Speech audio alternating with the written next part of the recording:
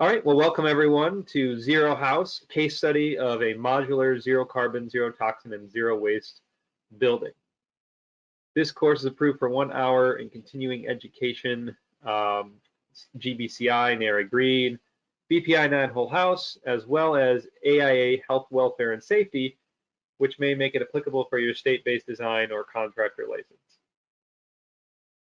Today I'll be your moderator. My name is Brett Little, and I'm the executive director here at the nonprofit, the GreenHome Institute.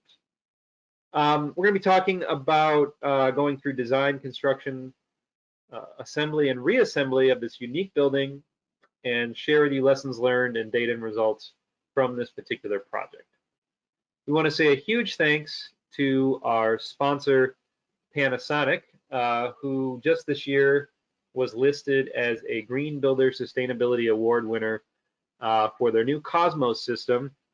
This system utilizes smart ventilation systems, such as a communication system that detects poor air quality in your house or multifamily apartment, and then communicates with a bath fan, a hood range, and then an outdoor fresh air intake to exhaust stale air and bring in fresh air only as needed when pollution is detected, so it doesn't waste energy. This can also be eventually integrated with IntelliBalance 100 or Whisper Comfort. Both of them are their energy recovery ventilation systems that can be either standalone systems or ducted systems. Make sure to go check out the Cosmos Healthy Home System today over at Panasonic. And we also want to thank Niagara. Niagara Conservation makes the lowest flowing toilet on the planet. It's no surprise that the #1 cause of high water bills are toilets, and they're just one flush away to reduce that water. These toilets are vacuum assisted, not pressure assisted, and we have glowing reviews from multifamily affordable housing renovation specialists who only spec these toilets because of their durability and cost savings. You know, if they work in that situation, they'll work in any. They're also ADA approved models as well. So how low can you go? The Stealth is a 0.8 gallon per flush, single flush system, all with the hassle about 2 confusing buttons. They also have the Nano, which is dual flush, and it goes down to 0.5 gallons per flush. You can also check out their 1.25 gallon per minute shower head that doesn't sacrifice any comfort, and 0.5 gallon per minute aerators that work just fine. I have one installed too. They're all WaterSense certified. So go check it out at Niagara Conservation today for your next project. So I'm very excited to announce our speaker here, Chris Magwood. He is obsessed with helping reverse climate change by making carbon storing buildings that are also healthy, beautiful, efficient, and inspiring. Chris is currently the executive director of the Endeavour Centre, a not-for-profit sustainable building school in Peterborough, Ontario. The school runs a full-time certificate program for sustainable building and design and hosts dozens of hands-on workshops annually. 2019, he helped to establish Builders for Climate Action, which will be rolling out a set of tools and policy options to help governments, designers, and builders reverse climate change with their buildings. Chris has authored several books on sustainable building, including Essential Sustainable Home Design, 2017, and he is co-editor of the Sustainable Building Essentials series from the New Society publisher, and recently he contributed a chapter to the book, The New Carbon Architecture. Chris is an active speaker and workshop instructor in Canada and internationally. And so with that, Chris, I will pass it off to you. And please take it away. Okay. All right. So thank you for the introduction, and welcome everybody. I hope everybody is safe and doing well, given what's happening in the world right now. And yeah, I'm glad you're able to join us for this. This was a really great project. I'm really excited to be able to show you what we did and how it all worked out for us. The Zero House building actually started with Ryerson University in Toronto, Ontario, and a team of students and faculty there we're looking at ways to do infill housing, specifically in Toronto, and they identified a site that was suitable for redevelopment, and they came up with this notion of stackable row house design. And essentially what we did with Zero House was built one unit of what could be up to 4 stories tall, and as many as you want side by side. So we kind of built what would have been the top unit of that. And one of the main goals that Ryerson had was to look at prefab modular construction as a way to make this type of building a lot more practical and feasible in dense cities, where the notion of having to bring all materials in individually and spend a lot of time doing construction on site is a lot less palatable. And so we wanted to, at Endeavour, take that one step further and look at whether or not the building could not only be modular in terms of being sent to a site and assembled once, but could we actually design it for disassembly as well, so that the building can be moved or taken apart or reused at the end of its life. So at Endeavour, we kind of start with a criteria matrix that we use for our own projects or with our clients, where we have a number of different green building criteria that we kind of get our client to put themselves on a scale. And this is sort of a simplified version of that. You're not seeing what the terminology that we use to sort of define whether people want to be a 1, 2, 3, or 4 on this scale. But essentially for this building, we were really concentrating on minimizing ecosystem impacts, minimizing embodied carbon, and in fact, actually making the building a carbon sink, maximizing energy efficiency, making a great indoor environment for occupants, and dramatically reducing waste for the building.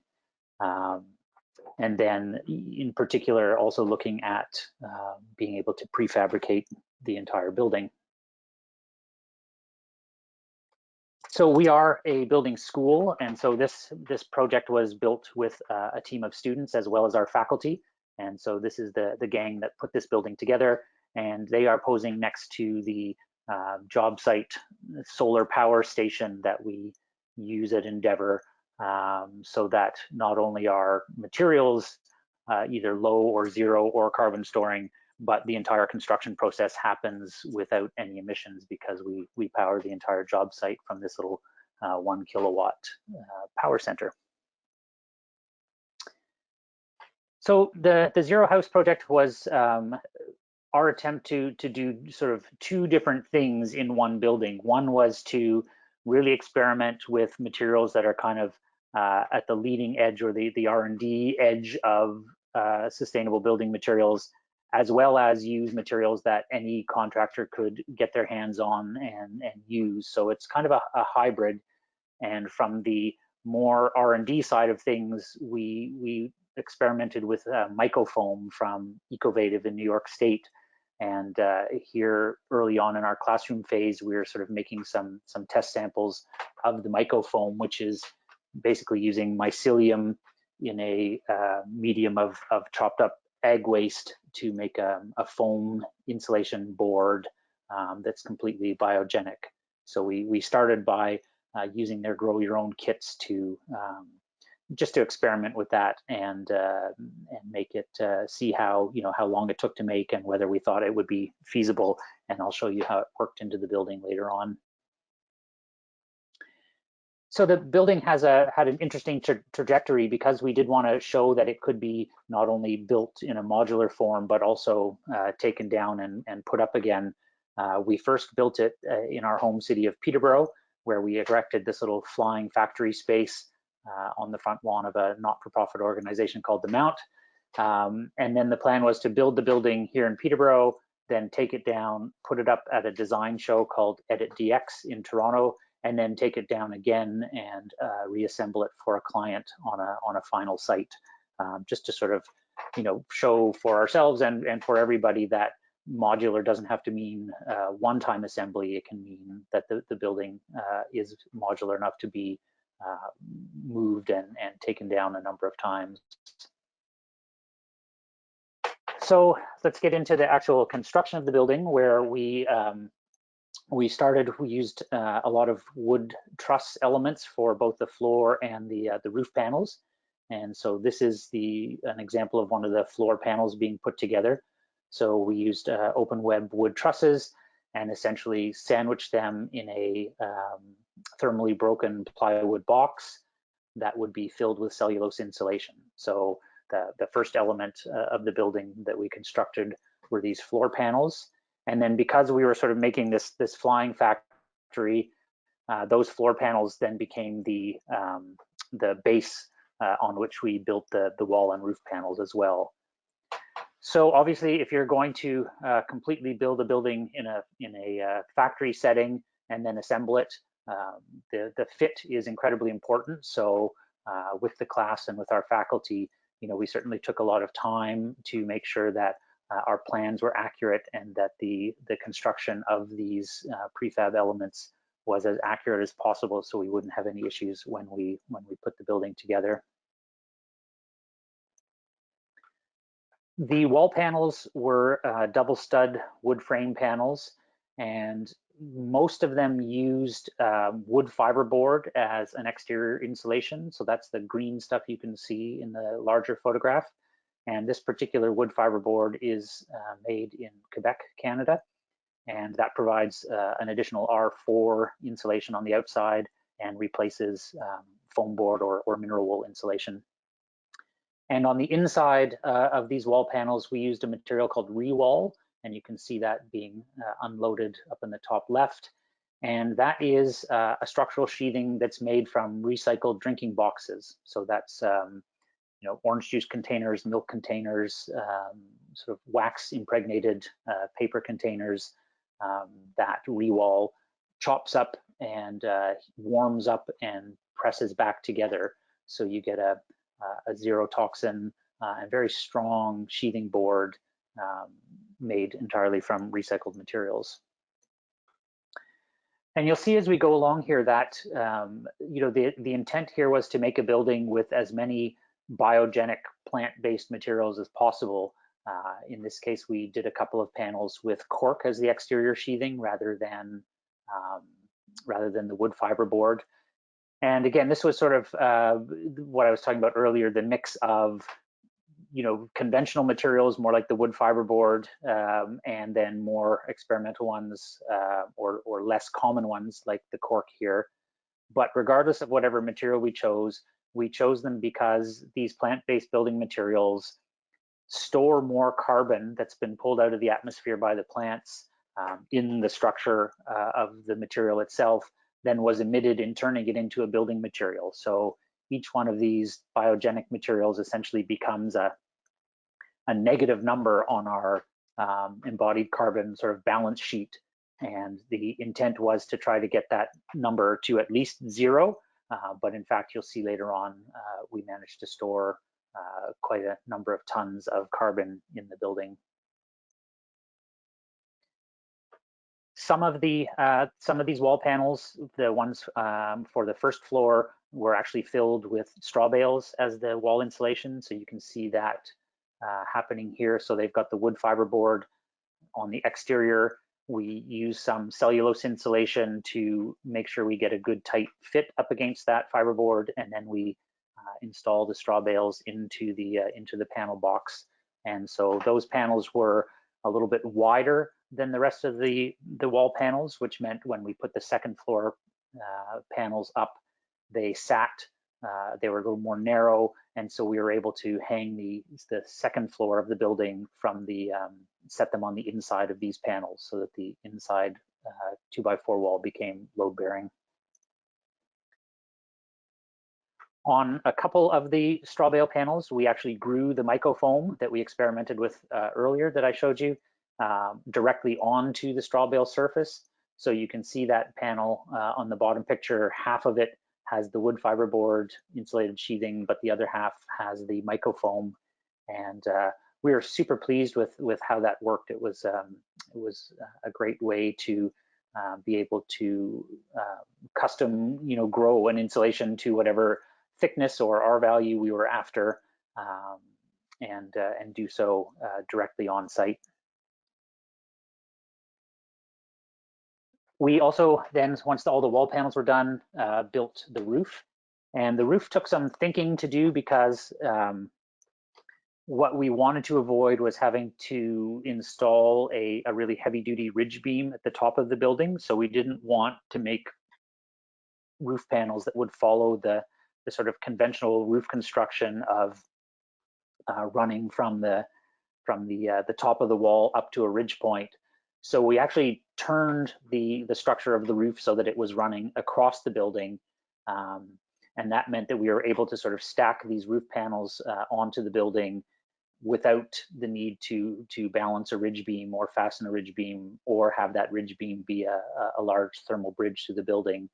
And so hence the angle of the trusses that you see in here, those roof panels will sort of be turned so that those trusses are actually plumb when they get installed. So for the first construction in Peterborough, we built the building on top of a temporary steel beam foundation. So it wasn't directly connected to the ground. So we were able to move it later without leaving any marks on the ground. And so you can see we basically are moving these large wooden boxes with trusses inside and full of cellulose insulation into place. And there are only 4 or 5 of those. I don't remember the exact number, but they fit together tightly. There's the floor ready to go. So, the floor we put in without any equipment. We just used people power, and it only took a matter of an hour or two to get the whole floor system together. So that we then had all our numbered wall and roof panels ready to go onto that floor. And that's when we started to use some machinery. So we initially contracted with a zoom boom operator who would come into the tent and pull the panels out as needed, and we would then stack them up, as you can see here. So one by one, those panels come out and are placed on the foundation and braced in place. And that worked quite well. The zoom boom turned out to not be the most ideal piece of equipment to use. And we later switched to using a crane just because of the length of time it takes the zoom boom to navigate around the site to be able to line up the panels on all 4 sides of the building. So that's the final wall panel being put into place. So we paid a lot of attention to how and where these panels were fastened, and you can see a lot of the panel-to-panel connection are both vertical and horizontal plywood strips that are mounted to be flush with the fiberboard, so that as they get installed, those fasteners are visible and available for when we go to take the panels apart. And here is the crane putting in the roof panels, and that went very smoothly, and our hard work paid off, and everything fit very tightly and very well together. We then wrapped the building in an air barrier called Mento, which is a really great product from Germany. And in retrospect, we would definitely have done this phase inside the factory, basically wrapped each panel like a gift with both the interior and the exterior barrier, and then done the taping of the seams on site.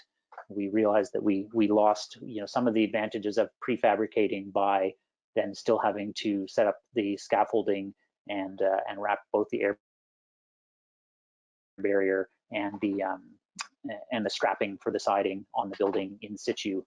So here you can see that interior air barrier. So this is a variable rate vapor barrier called Intello. So it's highly resistant to moisture passing through from inside to outside, but should it be more moist on the backside of the material, it will open up and allow for drying into the interior of the building. So it's a really great product, especially when you're using a lot of biogenic materials that have a lot of vapor storage capacity and do allow that drying to happen to either side of the building. So we were aiming for a really high degree of air tightness in the building. So as we ran the strapping, as you can see here, for the to create a service channel inside the building that all the electrical could run through without puncturing that barrier. We were very careful not only with the taping of the barriers, but with putting up that strapping. Each hole that we punctured through each screw that we used, we gave a dab of safe coat sealant to make sure that we weren't causing a lot of leaks in the enclosure. The only material that we were not able to find in a completely zero off-gassing format was the structural plywood for the floor. Since 2017, a couple of the plywood companies in Canada have come up with a no formaldehyde glue for their plywoods. But so here we use something called AFM Safe Seal, and that's intended to sort of lock in VOCs and prevent them from off-gassing into the building. So this is the one area in the building that we actually treated with this to ensure that we were going to meet our no off-gassing requirement. We then laid a hardwood floor into the building, and we did so in such a way you can sort of see some of the gaps going across the floor. We did that in that way so that we would be able to have the flooring done, but also be able to take the panels apart and put them together again. So when the building goes back together, the strip of flooring going in the opposite direction is part of what locks the whole system together and made it possible to be able to move the building and have a finished floor at the same time. We used the interior finish for the building is a pre-finished FSC certified plywood from Columbia Plywood. So it's a no VOC finish. And we chose this as a way to be able to mount and dismount the interior finishes in a way that you simply couldn't do with drywall. So we had intentionally visible seams, and we would run a strip of silver aluminum behind those seams, and we used screws that we would be able to take in and take out. And so it gave quite a beautiful look, but it also meant that it was quite quick and easy to be able to dismount all the interior finishes and then remount them again. So you can see that starting to come together, and you can sort of see that channel over on the right, the service cavity channel, allows for all the wiring for the building to be in place without the boxes or the wires penetrating that interior air and vapor control layer. We did a few highlight panels with a polished lime plaster called Tadillac in the hallway and in the bathroom and in the shower. That was a way to sort of visually vary it from being all wood and to give the students some practice with another kind of healthy, non-toxic finish. Then we strapped the building on the outside and installed a mix of metal siding and painted plywood siding. And the idea with both of those was, again, that those are systems that were very easy to put in place and then dismount and then reinstall again as the building moves. We also installed inline triple pane fiberglass windows, and once they were installed at the initial build of the building, they stayed with the panels. So as we transported the panels and reassembled them, those glazing units stayed with each panel. So we went with the triple pane fiberglass windows because we were trying to get the building to a net zero level of energy consumption. And this particular brand of window is a great way to They're quite affordable, made local to us. So to use triple pane high performance windows at a reasonable cost point. One of the things that we really wanted to do, and this was a new discovery for us, was to be able to include a PV system for power generation that didn't require us to put up racks and panels and then have to take down those racks and panels multiple times. So Flextron is a roof integrated PV system that is basically turns the panel into a large flexible decal, and each of those 120 watt modules is designed to go onto a standing seam metal roof. And this particular type of standing seam metal roof is sort of a click down thing. So we are able to take it apart easily, and then the PV moves with the system and minimizes any punctures in the roof and turns, moving that roof system on a modular building into just moving the steel instead of an entire PV rack separately. So once we were done, we had an open house in Peterborough for people to come and see the building. That's the class celebrating having built the house for the first time. And at the end of that construction, we were able to weigh up our waste. So our intent was to be zero waste building, to either be able to compost or recycle or repurpose every material that was left over on site. And we managed to do that and have these 3 bags of landfill waste at the end. And that was a really deliberate strategy that included getting a hold of manufacturers and finding out what kind of packaging was going to be coming with their material, finding out where in our region various waste streams could go, and then being really diligent about sorting on site. And so the majority of what's in those 3 bags is there were little foam strips that came between each piece of the hardwood flooring that we didn't realize were going to be part of that packaging. And so that and some non-recyclable lunch leftovers from the crew was about the only waste that we made on the project. So then we basically dismounted all the finishes, took the roof and the siding and the interior finishes off, and began to disassemble the panels to ship to Toronto. Our team leader, Shane McInnes, did a great job of figuring out how all of this stuff was going to fit onto truck beds, so that we knew what order we had to stack them in so that they would both fit on the truck, but also be logical in terms of the order in which they came down and then would go back up again. And then we arrived for the edit show in Toronto, which is right in the downtown core of the city, and marked out our building and laid down our beams, and basically went through the same process again. And here, of course, now we do have the sheet barriers and the strapping already attached to each panel. So the construction was much faster because there was essentially nothing to do except bolt the panels together and tape up those seams. So you can, yeah, it only took, basically we had 5 days from arriving at this site to needing the building to be finished, and we were able to do that. So there you can see the show is getting ready to open, and the Zero House is right there by the entrance of the show. So it went from being on the back of a truck to being a completely finished building in the space of 5 days.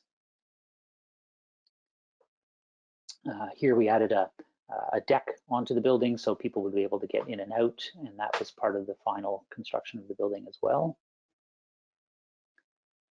And so over the course of the show, we had about 30,000 people came through and checked out the building. So it was a great way to sort of show off all the materials and systems and ideas that we had for the building, and also allowed our Ryerson partners who are in Toronto to come and be part of the whole process, and be able to talk to people coming to the show. And at the end of the week-long show, it all comes apart again. So there's the roofing with the PV on it starting to come down, and by this point the crew is fairly practiced in how this thing comes apart and goes back together. So we put it all back on trucks and then delivered it up to its final site up in the Collingwood area of Ontario. And here it was put onto a shallow crawl space foundation made out of Nexem blocks, which is an insulated concrete form made from waste wood chips and cement with a rock wool insulation liner. So those blocks are stacked up and filled with a concrete mix. And in this case, to keep our carbon footprint low, we used a very high slag content concrete that reduced the carbon footprint of that concrete by about 40%. Once the panels were all stacked back up again, we had not put the cellulose into some of them just because of the weight of moving the building several times. So here we dense packed the cellulose into the roof and the wall cavities. And obviously it was winter by then, so doing it in the cold. But we did an R70 roof and an R60 floor, and all the walls were R40. So really well insulated building so that it would perform well over time. We finished up the window installation by putting sheep's wool insulation between the window and the framing, and then taping that on both sides to be air sealed. We didn't do any of that during the edit show because it was not the permanent installation, so we knew we were going to be undoing it. We then performed a blower door test when the shell was complete so that we would know that we were within our intended target for our performance metrics. And we tested at just a tad over 1 air change per hour at the 50 Pascal pressure difference from inside to outside, which is well under what code requires and getting close to the passive house air tightness requirements, which we weren't sort of set on hitting for this building. We were trying to come in around 1 because that seems to be a more realistic target for production style building crews. And so we wanted to sort of see if we could come in that range, which is great. We then hooked up a Daikin air source heat pump, so that that mini split system, the outside unit is up at the top there, and one of the 2 indoor blower heads is shown in the bottom picture. And so that's the sole heat source for the building and can also provide summertime cooling. So it's an all-electric system, and the heat pumps are quite efficient way to make heat from electricity. These Daikins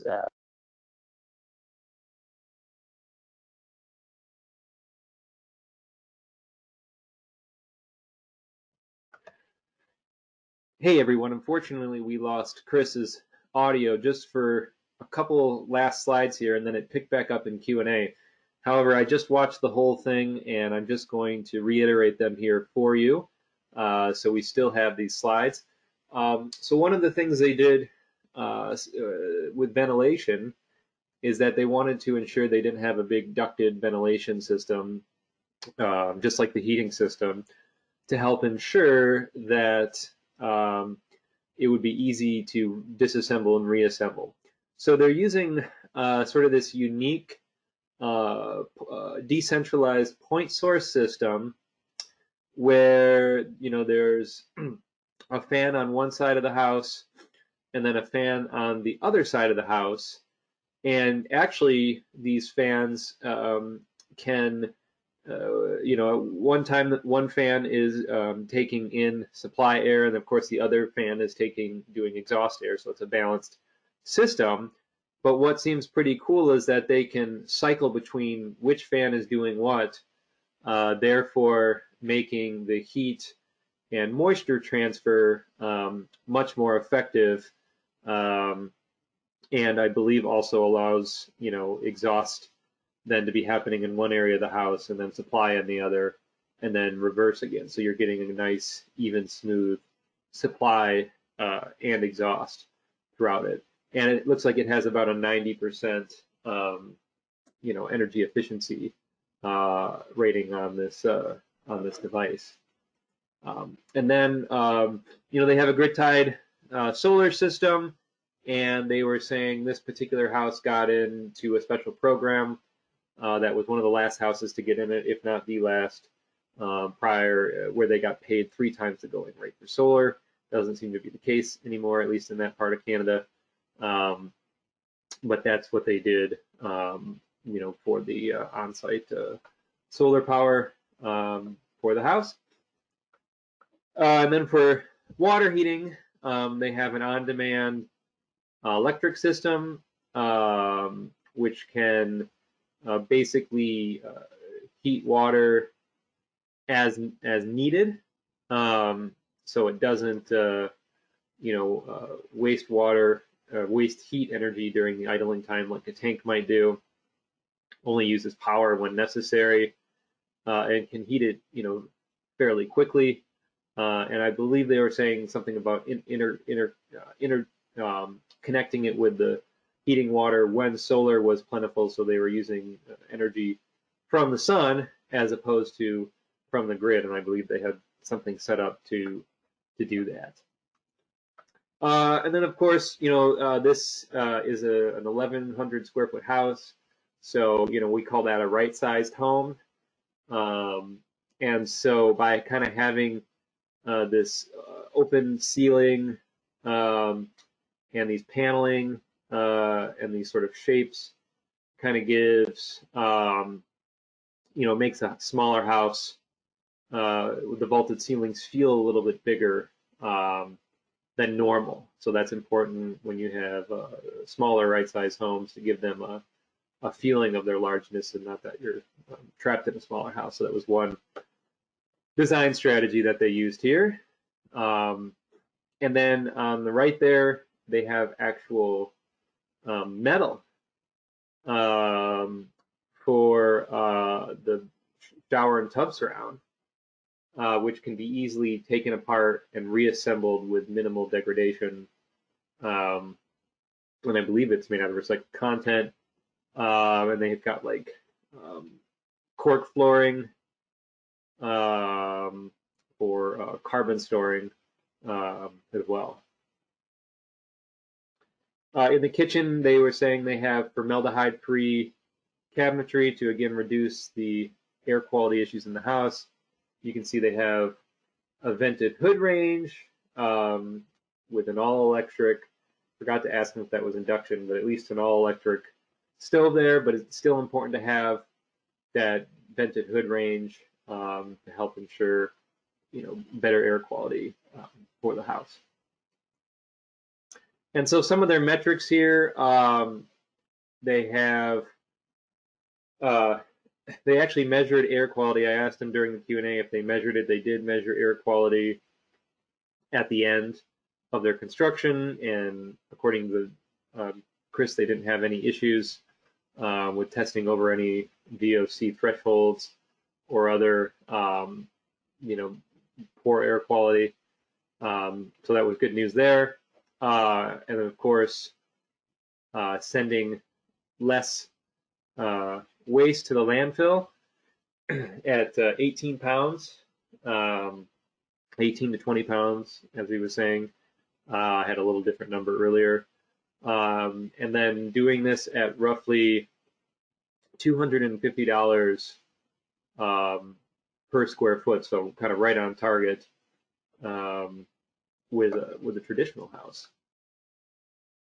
And then embodied CO2 emissions, they're saying the average home has typically 45 tons of CO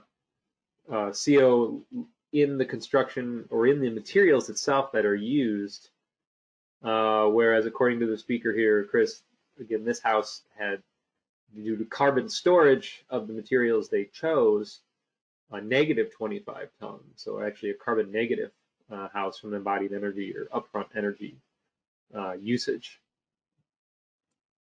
And so again, the Endeavour Centre was very excited to be able to do this, to be able to show that it could be done, and to learn a lot of lessons on how to how to do it again and teach others how to do it, and obviously do it differently the next time based on the lessons that have been learned. And so, unfortunately, I don't know who his entire team was here, but he did mention that he had himself and 3 other faculty working, and then several students who are all pictured here. This is the entire build team to really make this happen and teach at the same time, which we find to be pretty incredible that they can build this at a competitive cost and then also teach others and use their time to do that to help spread this kind of construction everywhere. So stick around for Q&A now. Thank you.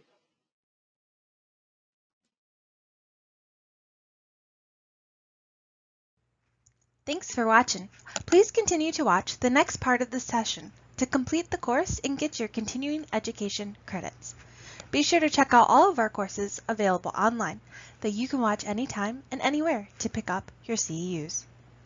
Before you go, make sure to subscribe to us on YouTube to get weekly updates and stay up to date on green building science courses, webinars, and home tours. Thanks again.